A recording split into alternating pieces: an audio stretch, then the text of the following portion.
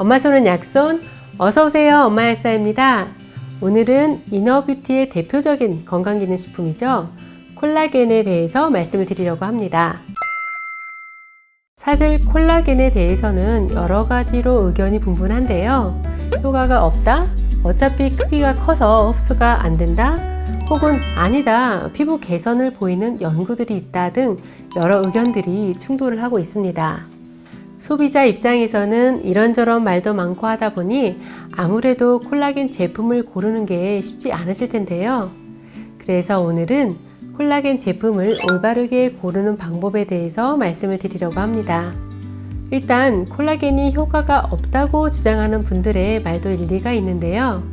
실제로 건강기능식품 인증을 받은 콜라겐 제품이 많지가 않고 인체 적용 시험 결과가 없는 제품들도 있거든요.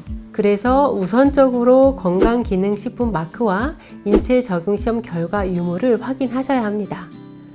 콜라겐은 원료의 특성상 식품으로 된 제품이 많이 나와 있는데요. 식품은 효능이나 성분, 함량이 균일하게 유지되는 게 보장이 안 되는 단점이 있어요. 하지만 건강기능식품은 기능성이나 성분 함량 유지에 있어 까다롭게 관리가 되기 때문에 안전성과 효과를 신뢰할 수가 있습니다. 또 건강기능식품 콜라겐 원료 중에서도 인체 적용 시험 결과가 있는 제품인지를 확인해 보셔야 하는데요. 예를 들어 국내 최초로 식약처 인증을 받은 아모레 콜라겐은 개별 인정형으로 임상 연구를 통해 피부 보습에 도움을 줄 수 있으며 자외선에 의한 손상으로부터 피부 건강을 유지하는 데 도움을 줄 수 있다는 두 개의 기능성을 가진 원료임을 인증받았고, 세라마이드, 자연보습 인자, 피부 수분량, 피부 주름 감소 등 총 12가지 피부 관련 지표에서 개선 결과를 확인하였습니다.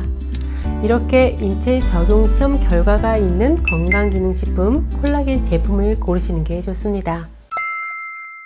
두 번째, 바르는 콜라겐보단 먹는 콜라겐을 고려하세요.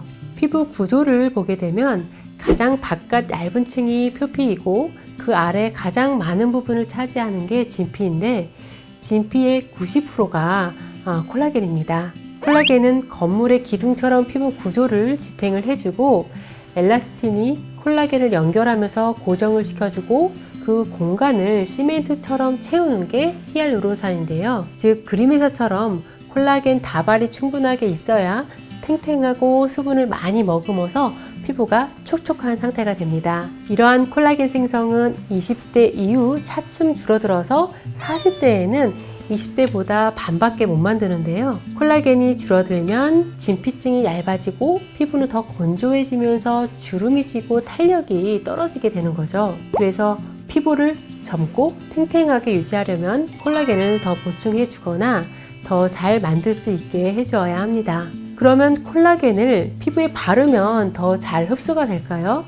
우리 피부는 우리 몸을 보호하기 위해서 피부 장벽이 잘 세워져 있어서 아무 물질이나 쉽게 들어올 수가 없습니다. 특히 단백질 같이 큰 분자는 뚫고 진피까지 가는 것은 거의 불가능해서 바르는 건 의미가 없는데요. 결국 피부가 건조하다, 탄력이 떨어진다 하는 건 피부를 구성하는 물질이 감소한다는 걸 의미하기 때문에 콜라겐을 섭취하는 게 낫습니다. 세 번째, 저분자 콜라겐인지를 확인하세요. 콜라겐의 효과에 의견이 분분한 건 결국 흡수의 문제인데요. 콜라겐은 워낙 분자량이 큰 단백질이어서 먹어도 피부로 바로 가서 콜라겐 자리를 딱 차지하지 않아요. 예를 들어서 콜라겐 하면 먼저 떠오르는 게 족발, 닭발 같은 음식인데요. 이런 음식은 분자량이 워낙 커서 아미노산으로 분해되고 흡수가 되어서 피부까지 갈 수가 없거든요. 하지만 최근에 콜라겐 연구가 많아지면서 저분자 콜라겐을 섭취 시 콜라겐 생합성을 증가시키거나 ECM 성분 합성을 촉진시켜서 피부 보습, 탄력, 주름 개선 등 피부 개선을 보인다는 연구들이 있습니다. 흡수가 잘 되는 저분자 콜라겐이 나오면서부터는 피부 탄력에 도움을 주는데 긍정적이다 라고 보는 의견들이 모아지고 있는데요. 위에서 언급한 아모레 콜라겐은 아미노산 3개짜리 트리펩타이드 형태로 분자량 크기를 작게 하면서도 피부에 더 잘 흡수될 수 있도록 연구한 저분자 253 달톤 콜라겐에 해당이 됩니다. 특히 액상형 콜라겐이어서 흡수가 더 잘 되는 편이죠. 네 번째, 함량과 부원료까지 꼼꼼하게 확인하세요. 고분자 콜라겐이 몸에서 쓰이려면 10g 이상 많이 먹거나 아니면 흡수가 잘 되는 원료를 쓰거나 해야 하는데요. 저분자 콜라겐의 경우 일반적인 피부 미용 목적으로 하루 1g 정도면 충분하고 근골격계 건강까지 고려를 한다면 3g으로 늘려 드셔도 좋습니다. 또한 콜라겐과 궁합이 잘 맞는 성분으로 콜라겐 합성에 필요한 비타민 C가 있고 콜라겐을 잘 고정시켜서 피부를 탄력 있게 하는 엘라스틴, 자신보다 1000배 이상 수분을 머금어서 촉촉하게 해주는 히알루론산 성분 등이 좋습니다. 다섯 번째, 제형과 맛까지 고려하세요. 시중에 나와 있는 콜라겐 제품을 보면 알약, 파우더, 액상, 젤리 등 다양한 제형들이 나오고 있습니다. 무엇보다 내가 오래 꾸준히 먹을 수 있는 제형을 고르는 게 좋은데요. 처음에는 효과를 잘 보기 위해서 흡수가 잘 되는 액상형 제품을 최소 한 3개월 이상 섭취를 하고요. 액상 제품 중에서도 맛 때문에 당도가 너무 높은 제품들이 있거든요. 그런 제품은 피하셔야 해요. 사실 콜라겐은 피부뿐만 아니라 뼈나 연골, 소화기, 근육, 안구, 잇몸, 혈관까지 우리 몸을 지지하고 지탱해주는 모든 부분에서 중요한 역할을 하고 있습니다. 즉, 피부 건강, 관절, 상처 회복 등에 도움을 주는데요.